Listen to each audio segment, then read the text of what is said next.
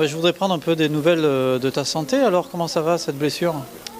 Ça se remet tout doucement. C'est vrai que j'ai été blessé il y a un mois et demi à l'insertion de l'ischio lors du cross d'Alonne. Et depuis, ça se remet tout doucement. Donc j'aimerais que ça aille plus vite, j'aimerais revenir plus vite. Mais c'est vrai que ces petits enchaînements de petites blessures depuis un an et demi me gênent et me gâchent un petit peu mes échéances. Mais ça fait partie du sport. J'ai pas été souvent blessé dans ma carrière. Et voilà, il arrive un temps aussi, c'est le temps des blessures. Tu les payes, ouais. Voilà. Oui, parce que tu as eu une sale année un peu 2014.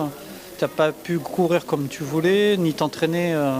C'est un petit peu ça, c'est vrai que je suis pas quelqu'un qui court énormément et là on va pouvoir dire que je cours encore moins puisque j'ai dû faire 5 ou 6 compétitions. Mais dans ces compétitions j'ai pu préparer correctement Zurich, même si tout n'a pas été parfait et c'est vrai que c'était l'objectif clé de ma saison 2014. Et j'ai été un petit peu déçu, même si la place et le classement par équipe c'est vrai a été bon.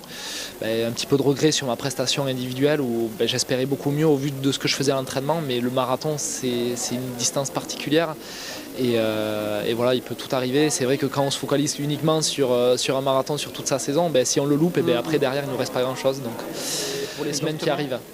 Mais justement, la team, on sent qu'il y a vraiment cette notion de team, presque de famille. Et justement, tu collabores avec les ingénieurs qu'on a vus tout à l'heure.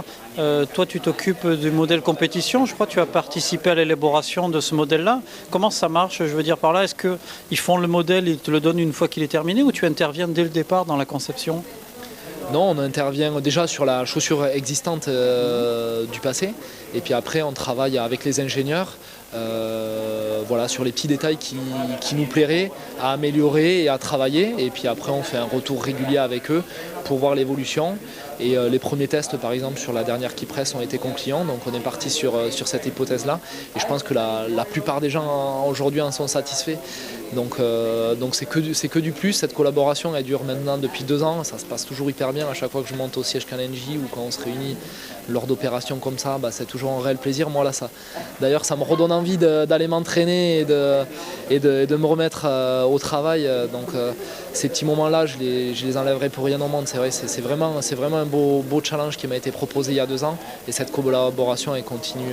Je pense qu'il n'y a pas tellement d'antécédents, de marques qui ont des collaborations avec leurs athlètes à ce niveau-là, quoi. C'est-à-dire que vous êtes vraiment partie prenante, vous vous déplacez sur quelques événements en France, tu vas au siège.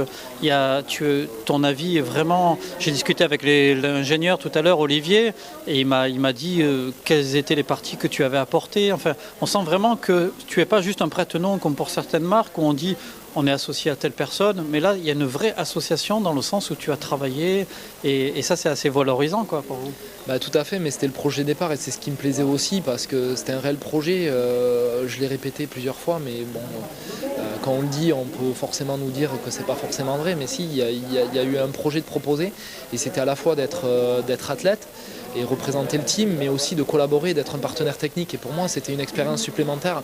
Une chose, je pense qu'on rêve tous de travailler sur l'outil avec lequel on va courir. Donc forcément, ça amène un plus et puis ça fera une expérience aussi de plus pour le futur. Donc moi, quand on m'a proposé ce projet-là, j'ai dit oui de suite parce que c'était un pari. Et puis c'est vrai que la team... Voilà, c'est une vraie famille, on a fêté les 10 ans il n'y a pas longtemps et honnêtement c'est vrai que c'était une belle fête simple. Voilà, et justement, est-ce que la team elle joue sur ton programme? Est-ce que il te demande de faire certaines compétitions, certaines courses ou tu es libre quand même? Je suis libre, mais forcément j'ai des objectifs marathon, mais qui est aussi et qui collent parfaitement aussi avec le projet. Voilà, c'est aussi bien d'être présent pour la marque sur des événements comme le 10 km de Nice. Il n'y a pas de marathon où Kalenji est partenaire. Pour le moment, non, mais à mon niveau aussi, c'est vrai que je vais sur les gros marathons et j'espère qu'un jour, Kalenji sera partenaire d'un très gros marathon. Et donc forcément, oui, ça sera le plus et ça sera le bonheur que Kalenji ait un jour le marathon de Paris ou un autre dans les alentours parce qu'il y a de quoi faire. Donc forcément, non, pas forcément d'obligation, mais on a un projet commun ensemble, c'était le marathon. Et donc c'est aujourd'hui ma discipline et ça me va très très bien. Bon, écoute, on te souhaite de récupérer assez rapidement pour que tu puisses te mettre au travail pour Rio, parce que c'est 2016, c'est vite arrivé et il va falloir que tu t'entraînes dur dès maintenant, je pense. Ben, ça arrive très vite et comme je dis, j'ai pas vu les années passer depuis 2012, depuis mon premier marathon. Et Rio c'est demain parce que nous les minima commencent en janvier 2015, donc plus tôt on fait le chrono ou les minima, mieux c'est. La deadline c'est quand? Il faut les avoir fait avant quand? Avant avril 2016, mais c'est vrai que je pense que la Fédé aimerait déjà avoir sélectionné deux personnes à la fin de l'année 2015 pour permettre à ces gens-là de se préparer déjà. Donc pour info, la Fédé en retient que 2, hein, c'est ça? Alors, ça dépendra des résultats de cette année. Non, elle pourra en amener jusqu'à 3, mais elle aimerait bien en retenir au moins 2, au maximum 2 cette année, pour que ces 2 personnes-là puissent déjà se préparer dans les meilleures conditions l'année prochaine. Donc le printemps, normalement, si tout va bien, tu auras un marathon au printemps. C'est ça, si tout va bien, et je l'espère, puisque c'est un peu l'objectif, il y aura un marathon au printemps. Et vu que là j'ai pris un petit peu de retard, j'ai pas encore forcément décidé, mais voilà, j'étais parti sur Paris. Si Paris ne se fait pas, 2 semaines après je pensais à Londres, donc voilà, ce choix se fera certainement entre ces 2 marathons-là au printemps. Ok. Bah, écoute, on va te souhaiter de revenir en forme, et puis on va suivre tes aventures sportives. Merci beaucoup. Benjamin, À très bientôt. oui, à bientôt, merci.